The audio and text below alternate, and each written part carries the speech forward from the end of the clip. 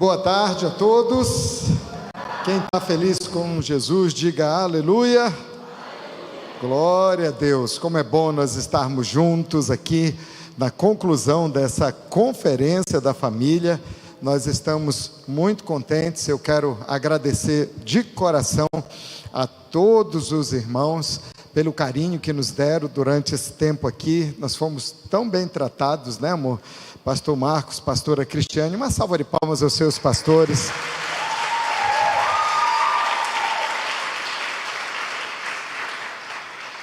Eu queria dizer que vocês são muito privilegiados em ter os pastores que têm. Agradeçam sempre a Deus, uma liderança íntegra, apaixonada por Jesus e apaixonado pela sua vida também. Amém? Isso é muito poderoso e Deus tem feito uma obra tão linda. Toda vez que a gente vem aqui, a igreja está mais linda, tem mais pessoas. Essa igreja está realmente sendo um canal de Deus para transformação, não somente de Garanhuns, mas do nosso amado Nordeste. Isso é só o começo, em nome de Jesus. E nós queremos convidar vocês. Eu vou fazer algo aqui publicamente, amor. Será que eu posso fazer? Eu queria convidar o Ministério de Louvor dessa igreja para fazer a abertura da nossa conferência do MDA, lá em Fortaleza, ano que vem. Tá combinado? Aí o pessoal do louvor tem que fazer inscrição, tem que entrar no ônibus e tem que ir para Fortaleza agora. Amém? Mas a abertura é com CCA Music. Aleluia, olha aí. CCA Worship. Amém? Tá combinado, né? Amém. Vai ser uma honra para a gente. O pastor Marcos ministrou na nossa última conferência também. É uma maravilha. Nós andamos sempre juntos, temos uma aliança de amor. O corpo de Cristo precisa estar juntos assim, unindo forças para a gente ganhar esse mundo para Jesus. Amém? E eu quero parabenizar você por estar aqui, por trazer a sua família, por participar dessa conferência. Nós estamos vivendo um tempo muito desafiante, e é o tempo de nós cuidarmos das nossas famílias. É sobre isso que eu quero conversar com você. É tempo de cuidar da família. Você pode colocar isso, já está aqui. Você pode declarar essa verdade? Você pode dizer comigo? É tempo de cuidar da família. Amém, queridos? Esse é o tempo. Esse é o tempo. É tempo de nós cuidarmos das nossas famílias. Eu quero ver um texto com você, segundo livro de Samuel, capítulo 6. Se você puder abrir a sua Bíblia no segundo livro, né, de Samuel, capítulo 6, nós vamos ler dos versículos, o versículo 11 e o versículo 12. Segundo livro de Samuel, capítulo 6. Segundo livro de Samuel, capítulo 6, versículo 11 e também o versículo 12. A Bíblia diz: a arca do Senhor ficou na casa de Obed-edom, em Gate, por 3 meses.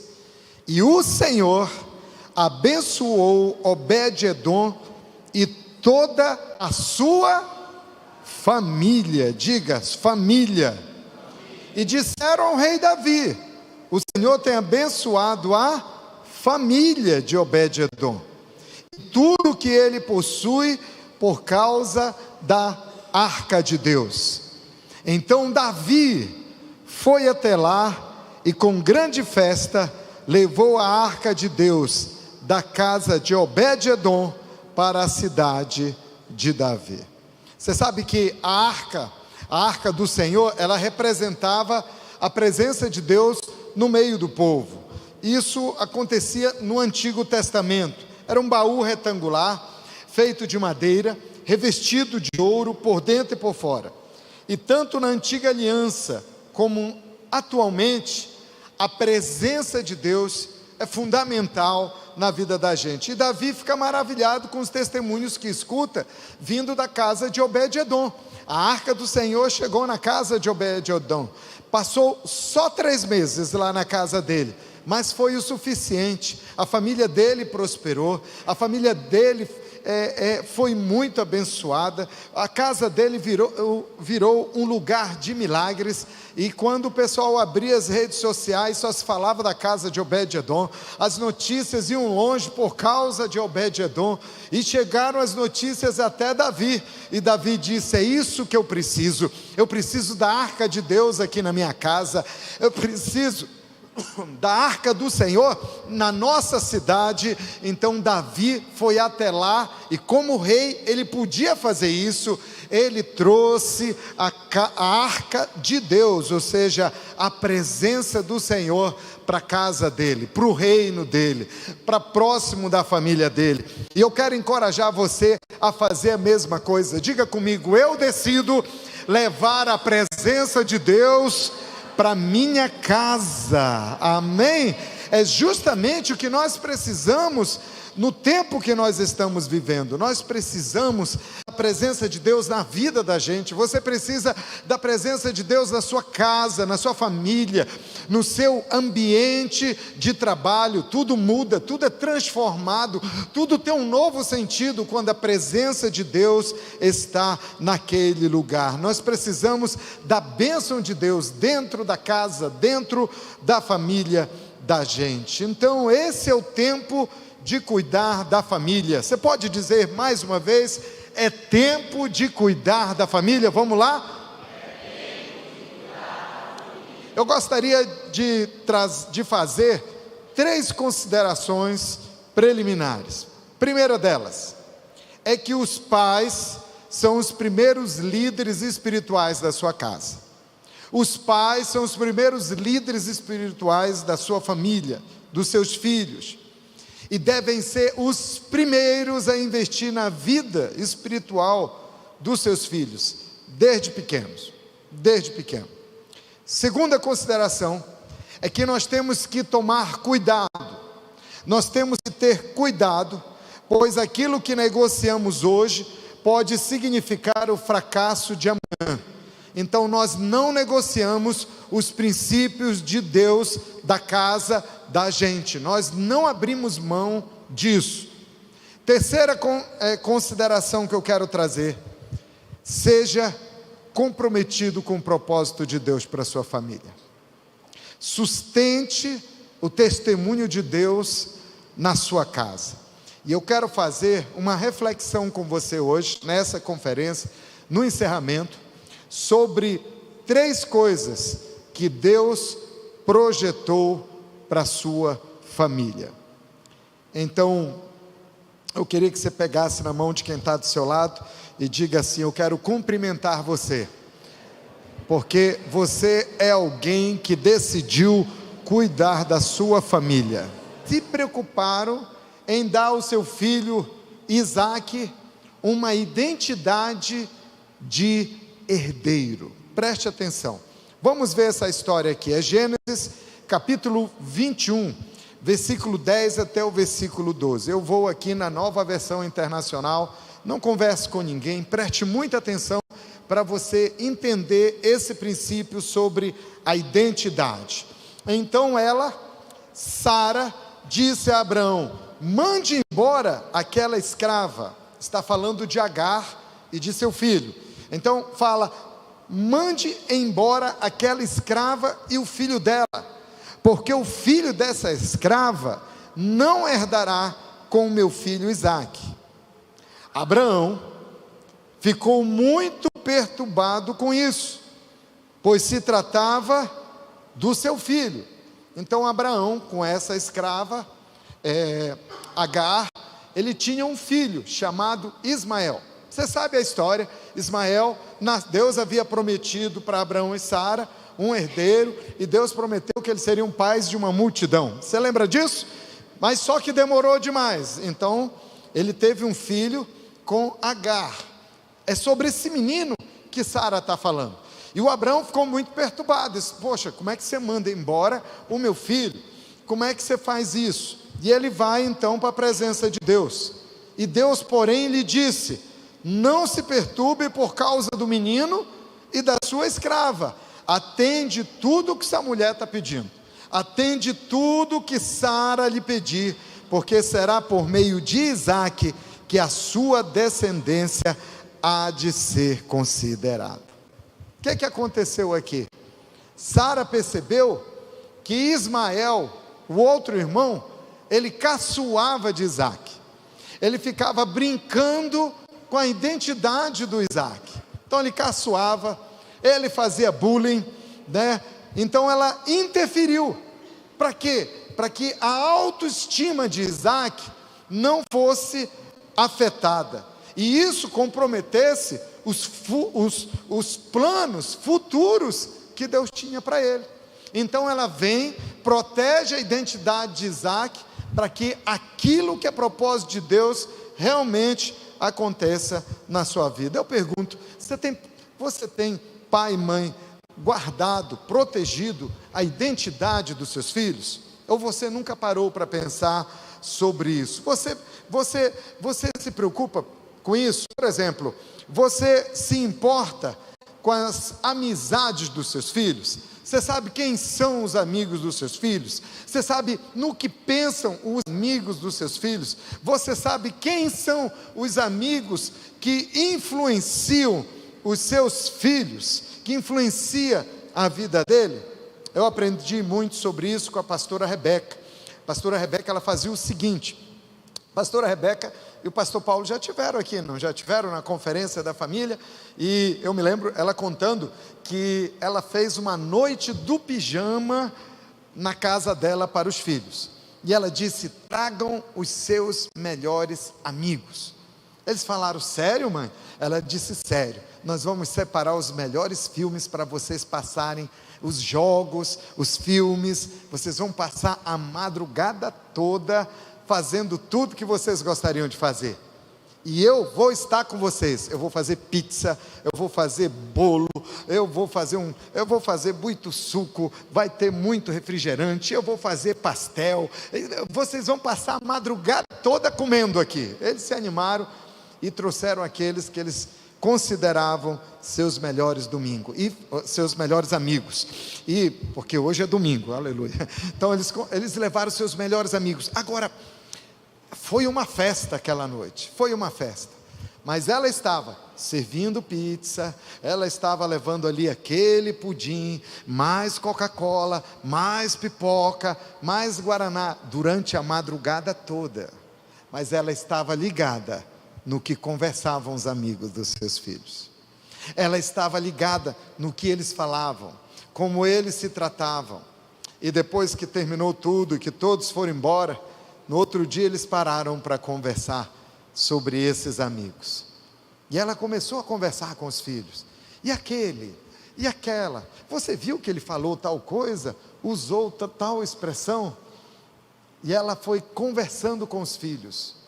E ela demonstrou que ela se importava com os amigos dos seus filhos. Sabe por quê? Que nós pais temos que levar isso muito a sério? Porque eles podem influenciar a identidade e o futuro que Deus projetou para os nossos filhos. Tem pai e mãe que diz besteira isso, deixa esses meninos ter amigo, deixa esses meninos crescer, eu educo aqui em casa, lá fora, né? Mas me perdoe, mas se você pensa assim, você está muito errado, na minha opinião. Você está muito relaxado com isso. Você tem que se importar com isso, com aqueles que podem influenciar os seus filhos. Na realidade, Deus quer que você forme seus filhos para influenciar os amigos lá fora. Por que nós fazemos isso? Porque nossos filhos têm uma identidade de filhos de Deus, projetados por Deus com um futuro glorioso e específico. Amém? Então nós precisamos trabalhar isso aí. E tem mais, como pais, nós precisamos reafirmar aos nossos filhos a identidade deles, que é a identidade de filho de Deus. E para isso acontecer, o primeiro passo é um novo nascimento, é levar os nossos filhos a terem um encontro com Jesus, a ter uma experiência de conversão. Alguns pais estão na igreja há muito tempo, e quando os filhos nascem, né? Uma vez uma pessoa disse para mim: meus filhos nasceram tudo na igreja. Alguém brincou: meu Deus, é uma maternidade aquela igreja, porque era tanto dos filhos, né? Mas os meninos nascem e vão crescendo na igreja. Bebezinho, vem aqui, e o pastor consagra a criança, né? Às vezes até dorme nas cadeiras aqui, e já vai para a classe, vai crescendo nesse ambiente. Mas não basta nascer nesse ambiente, crescer nesse ambiente. Um dia ele precisa ter um encontro pessoal dele com Jesus Cristo. Então se preocupe com isso, considere isso. Seus filhos já fizeram uma decisão para Jesus, eles já tiveram uma experiência com Jesus, eles já tiveram uma experiência com o Espírito Santo de Deus. Aleluia, glória a Deus. Diga comigo: identidade. Seus filhos precisam saber que eles são diferentes do mundo sem Deus lá fora. E quem ensina isso é você. Quem ensina somos nós, os pais. Eles precisam saber, nossos filhos precisam saber, que eles são novas criaturas, são templo e morada do Espírito Santo, e Deus tem uma identidade de mais que vencedores para cada um deles. Quem pode dizer aleluia junto comigo? Porque seus filhos nasceram para serem herdeiros de Deus. Existe um propósito. Então interfira, pai e mãe, na vida espiritual dos seus filhos, invista neles, e Deus vai te honrar. Diga para quem está do seu lado: interfira. Amém? Interferir no sentido de se importar com isso, interferir no sentido de demonstrar interesse por isso, e de investir nisso. Eu às vezes fico vendo alguns pais. Certa vez eu estava pregando numa outra cidade, lá no norte, bem longe daqui mesmo, e era domingo. Eu estava hospedado na casa do pastor, e tinha um culto 5 horas da tarde, 6 horas da tarde mais ou menos, e nós nos preparamos. O pastor disse: vamos, pastor Sandro. Eu digo: vamos para a igreja. E quando eu passo, o filho dele está de calção lá no sofá, assistindo o Faustão. E eu falei: ele não vai com a gente? Ele disse: pastor, depois a gente conversa, ele está passando uma fase difícil, né? E depois do culto nós fomos conversar. Ele chorou muito, falando da dificuldade que estava. Deixa eu te dizer, querido pai, querida mãe, você precisa estabelecer um padrão dentro da sua casa. Você precisa deixar claro que dentro da sua casa tem um padrão. Hoje em dia, não aqui em Garanhuns, mas fora de Garanhuns, tem uma geração de pais bananas, espiritualmente falando. Pastor, você está pegando pesado. É a realidade. Pais que não se posicionam. E nós falamos no culto dos homens sobre posicionamento. Os homens saíram daqui. Irmãs, vocês notaram como o marido de vocês chegou em casa? Foi diferente, porque voltaram posicionados. Mas tem pais que não se posicionam. Como pai e mãe, você precisa se posicionar. Filho, nós somos uma família cristã. Aqui em casa, domingo, todo mundo vai para a igreja. Aqui em casa, todo mundo faz parte de uma célula. Se você não vem para a nossa, procura a sua. Mas é um padrão. Aqui em casa a gente não fala palavrão. Aqui em casa não entra pornografia na TV. Aqui em casa a gente ora antes das refeições. Aqui em casa nós tememos ao Senhor. Aqui em casa nós somos dizimistas e ofertantes. Aqui em casa tem um padrão, e o padrão é o do reino de Deus. Essa casa tem um Senhor, e o nome dele é Jesus.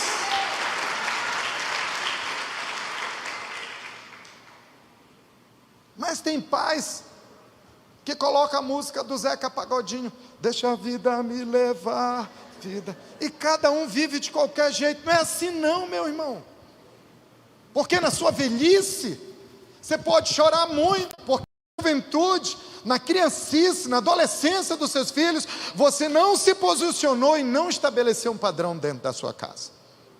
Certa vez eu estava conversando com um pai, e ele me disse: eu não posso fazer isso na minha casa, pastor Sandro. Eu disse: por quê? Eu disse: porque durante muitos anos, quando eu não era cristão, eu tratei muito mal a mãe dos meus filhos, e eles viram isso. Eu gritava com ela, eu nunca bati nela, mas eu gritava, eu era áspero, eu era estúpido, sabe? Eu era muito maldoso com ela, e eu também era muito grosso com meus filhos, e eu era, muitas vezes eu fui até infiel à minha esposa. Meus filhos viram tudo isso, e agora quem sou eu para exigir isso dentro da minha casa? Eu falei para ele: irmão, eu vou te ajudar. Você vai chamar sua família na mesa e vai ter uma conversa. Você vai olhar para os seus filhos e vai dizer: me perdoa, filho, por tudo que eu fiz com a sua mãe, por tudo que eu fiz com vocês. Eu me arrependo tanto, mas eu queria dizer uma coisa: eu conheci Jesus, e Ele transformou a minha vida. Aquele velho pai está enterrado, e agora ressuscitou um novo pai que está diante de vocês. Eu falo diante de vocês debaixo do poder regenerador, perdoador do sangue de Jesus Cristo. E debaixo dessa nova vida, nós agora estabelecemos um padrão. Nós vamos andar em novidade de vida, nós vamos andar com Jesus. Quando você entregou a sua vida a Jesus, Deus restaurou a autoridade de pai dentro da sua casa, a autoridade de mãe dentro do seu lar. Então estabeleça um padrão. Amém? Pergunte para a pessoa que está à sua esquerda, não pergunta, mas depois você pergunta para quem está à direita, porque senão o irmão da direita fica com ciúme de quem está à sua esquerda também, porque você não falou com os dois. Então pergunta para o da direita e da esquerda: na sua casa tem um padrão?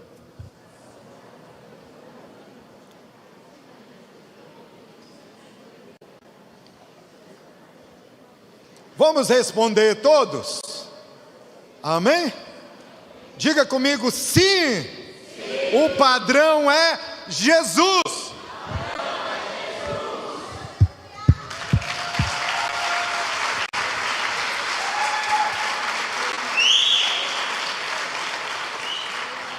Isso estabelece a identidade.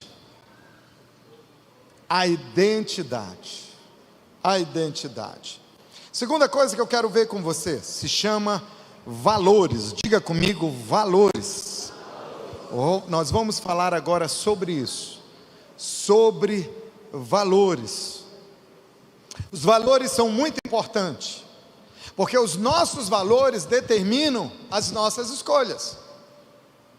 Você decidiu vir à igreja hoje, e você foi ao guarda-roupa e escolheu uma roupa. Tempos atrás você não era cristão, e você ia ao seu guarda-roupa e escolhia uma roupa. Era diferente da roupa que você está aqui hoje?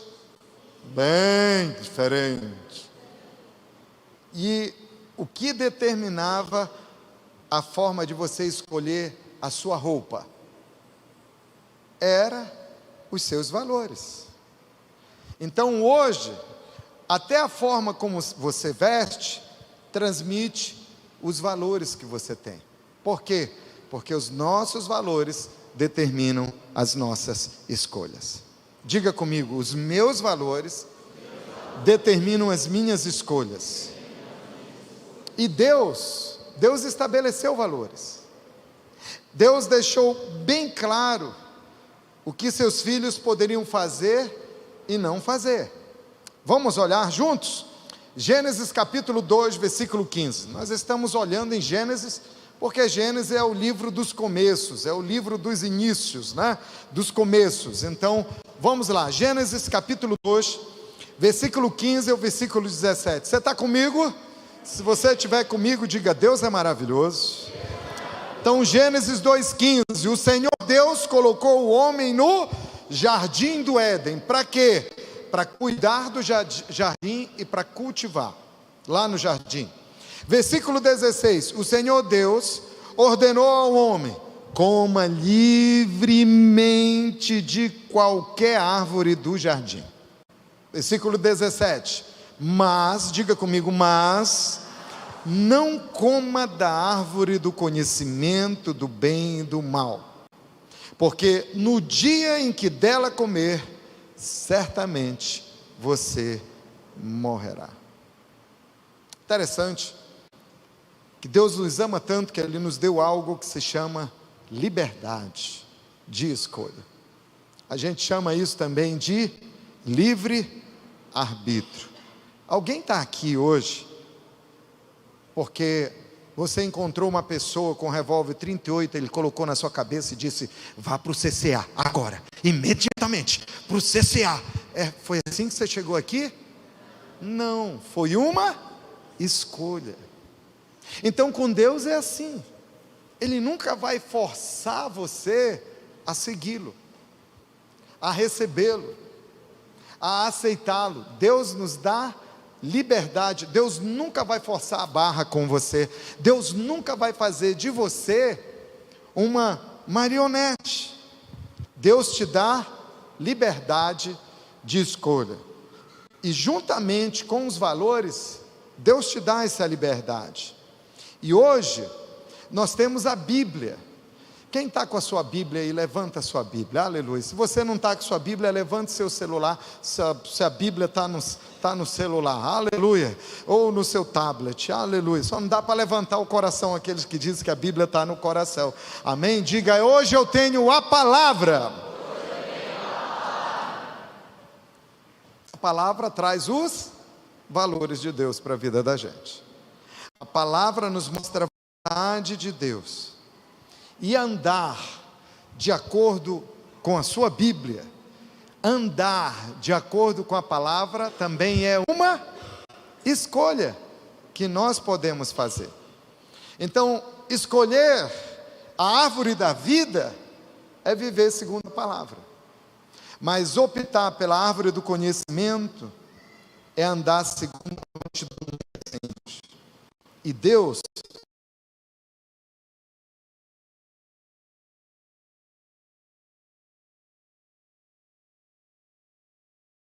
cidadão deve ter, tipo, não matar, não roubar, não mentir. É mais que isso, é ser guiado pelo Espírito Santo de Deus. Interessante que a Bíblia não diz que todos os filhos de Deus são guiados pelo Espírito Santo de Deus. Você sabe que a Bíblia fala lá em João, que aquele que é guiado pelo Espírito de Deus, esse sim é o Filho de Deus. Agora, ser guiado pelo Espírito Santo de Deus é o maior privilégio que um ser humano pode ter. Ser conduzido pelo Espírito Santo.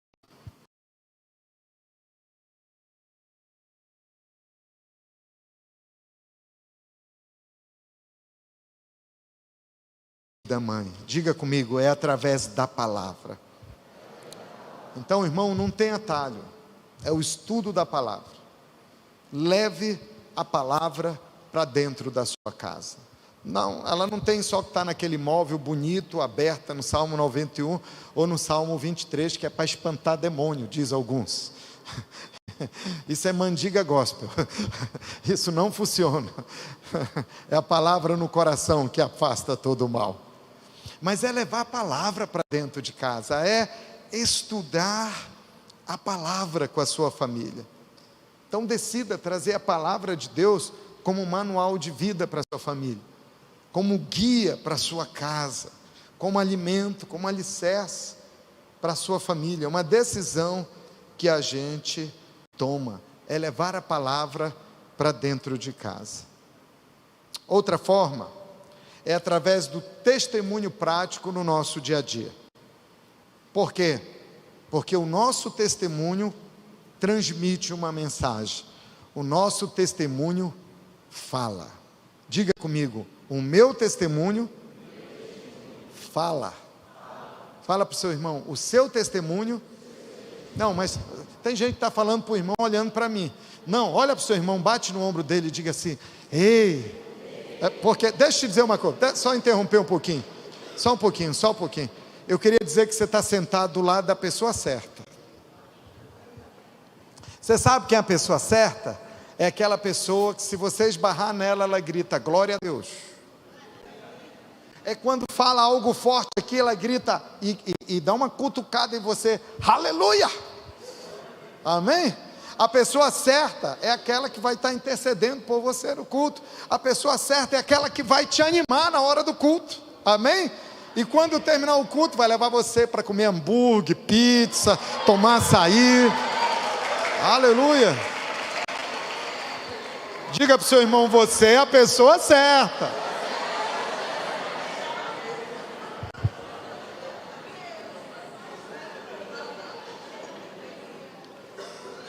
A pessoa certa aí do seu lado.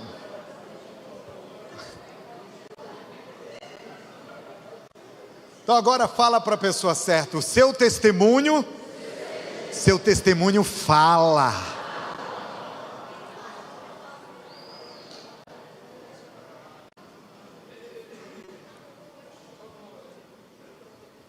Filho, a forma como você obedece seus pais, fala. A forma como você reage quando é corrigido, ou a força com que você bate a porta do quarto, fala. A forma como você enrola para lavar aquela louça, fala. Está falando, né?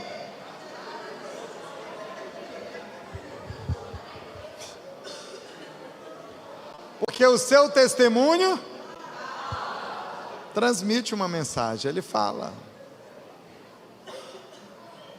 Quando alguém entra no seu quarto e vê o seu quarto fala.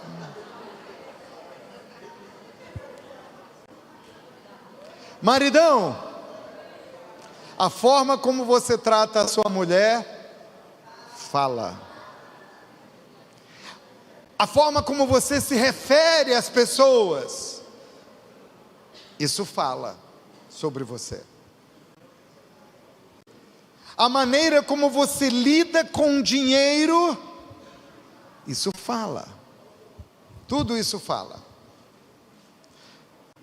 Paizão, mãezona, se você falta aos cultos sem uma lógica, sem uma razão lógica, se você falta aos cultos, ou quando vem só chega atrasado, isso fala. Seus filhos vão concluir que isso não é importante, que a casa de Deus não é importante. Eu sempre digo, quando você chega atrasado, você deixa de entregar algo para Deus. Às vezes eu vejo pessoas que falam assim, não, eu só perdi o louvor. Filho de uma mãe santa, abençoado de Jesus, como é que você pensa dessa forma? Sabe, meu precioso, você só perdeu a oportunidade de entregar a adoração ao Senhor, porque você lembra que Davi disse, uma coisa eu peço ao Senhor, que eu possa habitar na sua casa para todo sempre. Para quê? Para contemplar a sua beleza, a sua grandeza, a sua santidade e meditar no seu santo templo. Então você só deixa de contemplar a beleza de Deus, e você deixa de entregar a sua gratidão.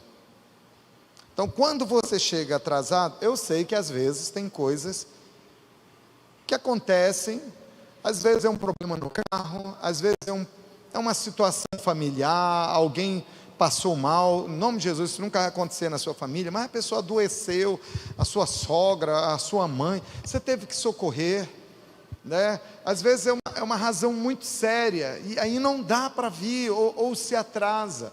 A gente entende, às vezes o patrão disse, esse final de semana você vai viajar a trabalho, então falta, ou esse final de semana você vai ter que trabalhar, você vai ter que substituir alguém, a gente entende isso, mas eu estou falando de relaxamento. O relaxamento com relação à casa de Deus, isso fala aos seus filhos. Então, quando você chega atrasado, você deixa de entregar algo. E quando você sai mais cedo, você deixa de receber algo. Então, gente, às vezes tem pais que dizem assim: mas pastor, lá em casa são 4 mulheres. Imagina só, pastor, 4 mulheres para tomar banho, arrumar cabelo, se maquiar. Pastor, você não sabe como é esse negócio. Eu sei, meu irmão, lá em casa eu tenho essa experiência. Só que você precisa ser esperto. Quanto tempo cronometra, né? Assiste ali o primeiro tempo do jogo do Flamengo. É o tempo que ela leva para se arrumar. É 45 minutos. Então, dá mais 15 de intervalo. 1 hora antes você já fica. Bate no quarto. Está na hora de se arrumar para ir à igreja. O culto é 5, né? Então você leva 15 minutos para chegar aqui. Então você calcula mais uma hora e 15 antes. Chega lá e bate, né? Eu chego atrasado 10 minutos, eu chego atrasado 15, então antecipa a turma em casa, 15, 20 minutos, bate lá na porta e diz: está na hora de se arrumar para ir para a igreja. Então é só, interessante que, certa vez eu atrasei num voo, eu fiquei muito chateado, gente, muito chateado, porque a companhia aérea não me esperou. O avião não me esperou. Eu tinha pago a passagem, irmão, a passagem cara. Eu fiz o meu check-in, você está rindo? Irmão, eu fiz o meu check-in online. E por causa de 5 minutos, eu perdi o voo. Você está rindo de mim, né? É porque é assim. Se você vai viajar, irmão, comigo é no mínimo 2 horas antes no aeroporto. E se eu tenho que despachar bagagem, eu chego 2h30. Eu sou assim enjoado com isso, porque eu sei a dor de perder um voo. E eu sei que eu estou viajando e tem uma igreja me esperando para eu ministrar. Eu tenho que ser responsável. Agora, meu irmão, se a companhia aérea não espera, por que Deus tem que esperar? Diga: ai. É porque dói. Você está entendendo? Diga: Deus é a minha prioridade. Irmão, aquilo que a gente prioriza, a gente cuida. Então, se você prioriza Deus, faça um esforço. Esteja cedo na casa de Deus. Você sabe como era que antigamente no tempo dos nossos avós era? Algumas pessoas aqui vão lembrar. Seu avô, sua avó era crente. Você chegar, sabe, eles chegavam 10 minutos antes do culto começar, 15 minutos antes. Eles entravam e ajoelhavam na cadeira. Não era assim, irmã? E diziam: Deus, fala comigo com a tua palavra hoje. E ele orava antes de começar o culto, tirava um tempo de oração de joelho. Hoje a galera entra com chiclete, chutando, está pela frente. Nós precisamos voltar a algumas veredas antigas. Mas nós queremos dizer aqui, irmãos, que nós somos compromissados. O que eu quero dizer para você, pai e mãe, quando você não tem essa coisa bem clara, seus filhos estão vendo que isso não é prioridade, casa de Deus não é prioridade, culto não é prioridade. Seu filho precisa do seu testemunho. Seu filho precisa ver você lendo a Bíblia. Seu filho precisa ver você orando. Ele precisa entrar no seu quarto e te pegar de joelho orando. Seu filho precisa ver você congregando numa célula. Seu filho precisa ver você adorando a Deus no culto. Seu filho precisa ver você ofertando. Seu filho precisa ver você entregando o seu dízimo. Seu filho precisa ver você falando bem, não mal dos seus irmãos em Cristo. Porque a forma como você vive, fala. Solteiros, é muito importante o testemunho da obediência e da honra a seus pais, mesmo que eles não sejam cristãos. O seu linguajar Seus pais não são cristãos, seu linguajar fala, ele afeta as pessoas não crentes ao seu redor. A Bíblia fala sobre Esaú e Jacó. Irmãos, Esaú e Jacó, eles foram ensinados pelos mesmos pais. Eles foram ensinados por Isaac e eles foram ensinados por Rebeca, que temia o Senhor. Mas a Bíblia diz que Esaú desprezou a bênção de Deus. Esaú, ele casou com as mulheres que ele não com a mulher que ele não deveria casar. Ele desobedeceu, ele menosprezou, ele casou em desobediência aos pais. E ele menosprezou o ensino dos pais.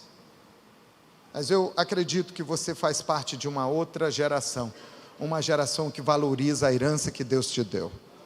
Então valorize o legado, e valorize o ensino da palavra de Deus, e valorize a obediência e a submissão aos seus pais. Eu posso ouvir um aplauso dos solteiros, por favor?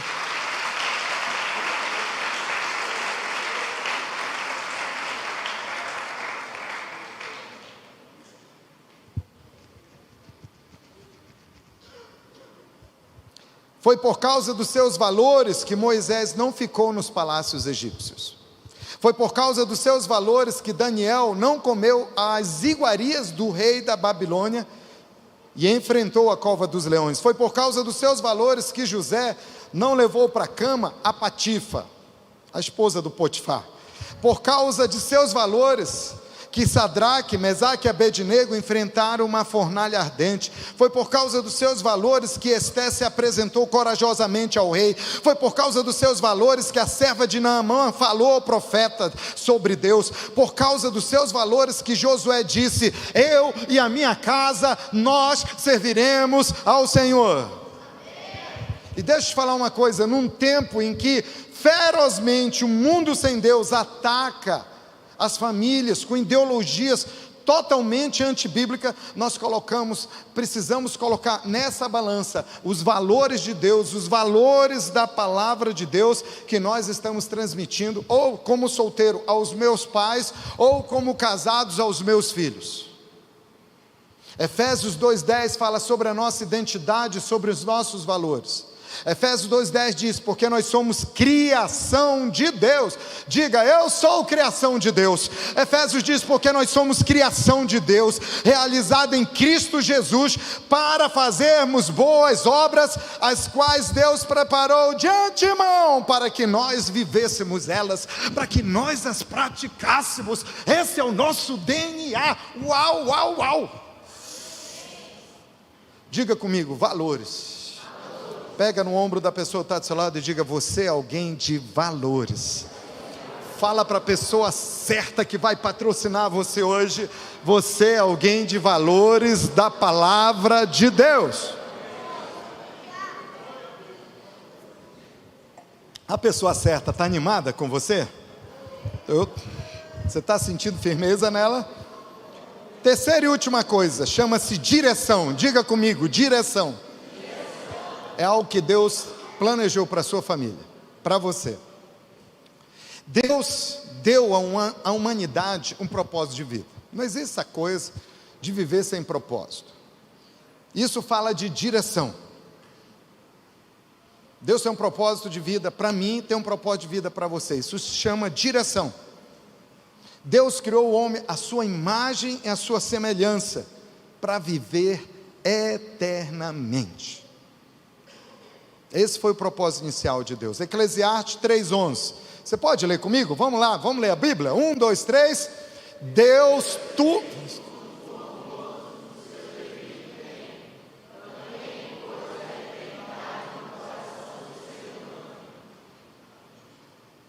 Esse nosso Deus é maravilhoso, aleluia.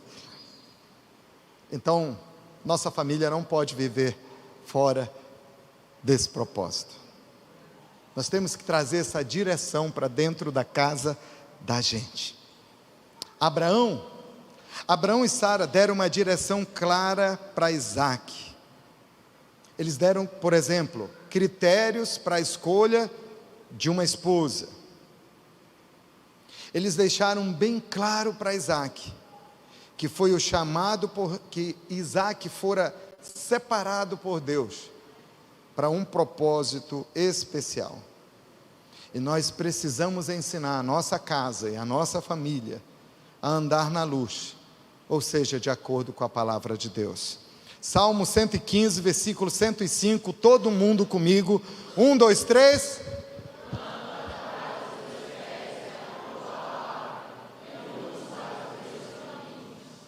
Naquela época, não havia lanterna como existe hoje, a lanterna de LED, e os caminhos eram todos escuros.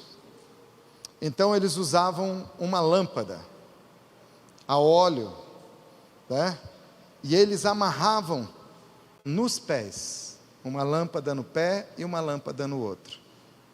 E aquela lâmpada, então, ela era fraca, a luz que saía dela, mas iluminava durante a noite, nas viagens, nas caminhadas mais longas.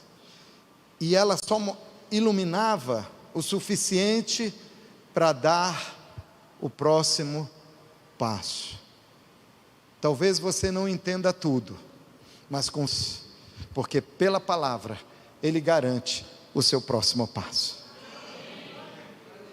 Ele tem a luz para você tomar a decisão certa, para você definir o caminho, para você fazer a escolha.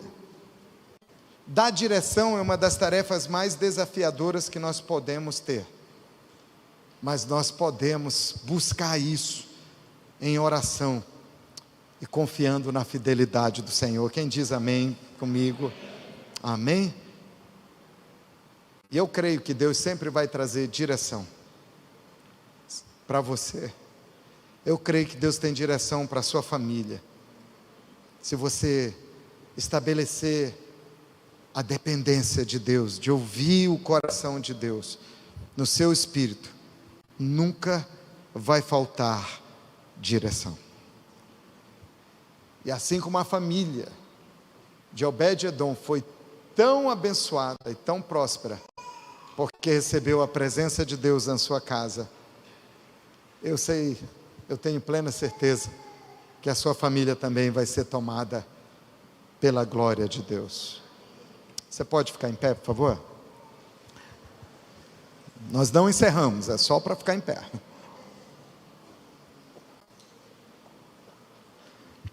Não aceite nada menos do que as promessas da palavra se cumprindo sobre a sua família. Não aceite do que isso. Vamos falar isso na primeira pessoa? Diga: eu não aceito, vamos lá?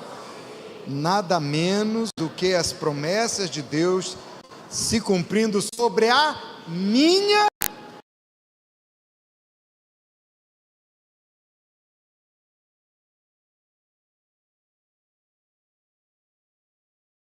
Você até diga: olha, eu sou tão sozinho, eu nem tenho família, mas adota uma agora, se une à sua família espiritual, amém? E se você vê alguém sozinho aí perto de você, chama para estar com você, amém? Glória a Deus. Irmãs, olha, tem uma irmã atrás de vocês, sozinha, chama aí, diga: ei, vem para cá, vem para minha família, amém? Vocês podem tocar bem suave, aleluia. Tem alguém sozinho aí perto de você? Se tiver, chama para junto e diz: vem para cá, vem fazer parte da minha família, amém? Vou esperar todo mundo ficar em família. Tem um irmão lá atrás, ó, sozinho, camisa verde. Quem vai adotar esse irmão? Tem uma irmã de blusa azul na frente dele. Isso, adota essa irmã também aí, ó, ela está sozinha. Chama aí, chama. A irmã de verde lá atrás, está sozinha ou tem alguém? Ah, está alguém, amém. Tem alguém sozinho aí, pertinho de você? Eu creio que Deus quer fazer algo tão grandioso agora, mas Deus quer fazer em família. Jesus disse: onde estiver dois ou mais, eu vou estar nesse lugar também, amém? Glória a Jesus. Segura só um pouquinho. Eu quero que você faça uma declaração agora. Não vou fazer essa declaração de fé agora. Diga comigo, unindo a sua fé com a fé da sua família ao seu lado. Diga em voz alta, diga: eu escolho a presença de Deus para minha família. Diga: eu declaro que a minha família tem uma identidade divina. Diga bem alto: eu declaro que a minha família tem valores espirituais que agradam, glorificam a Deus. Diga: eu declaro que a minha família sempre vai andar na luz, na direção da mais perfeita vontade do Senhor. Diga: eu consagro. Diga: eu consagro a minha vida e a minha família ao Senhor Jesus. Eu declaro salvação do Senhor Jesus aos que estão mais próximos e aos que estão mais distantes, porque eu e a minha casa serviremos ao Senhor com alegria. Diga: essa é minha fé, essa é a minha opção, essa é a minha escolha e essa é a minha realidade, em nome de Jesus. Amém, amém e amém. Aleluia, glória a Jesus. Eu quero fazer uma oração com você. Essa é a oração mais importante do mundo, porque toda transformação na vida da gente ou na família da gente começa com um passo de fé, e fala da nossa identidade. É quando eu decido ter a mesma identidade de Deus na minha vida. É quando eu decido convidar Jesus para ser o Senhor e Salvador da minha vida. É quando eu reconheço que Jesus morreu na cruz para perdoar os meus pecados e para me dar a vida eterna no céu, e que eu sou pecador e que eu preciso do seu perdão. É quando eu decido entregar minha vida a Jesus. É mais ou menos assim. Eu vou guiando o carro da minha vida, eu puxo o freio de mão, paro, abro a porta e saio. Venho para o banco de trás e digo: Jesus, pode entrar, assume a direção a partir de agora, porque a partir de agora é o Senhor que vai conduzir a minha vida, é o Senhor que vai direcionar a minha vida e vai me levar para o lugar que eu realmente devo chegar.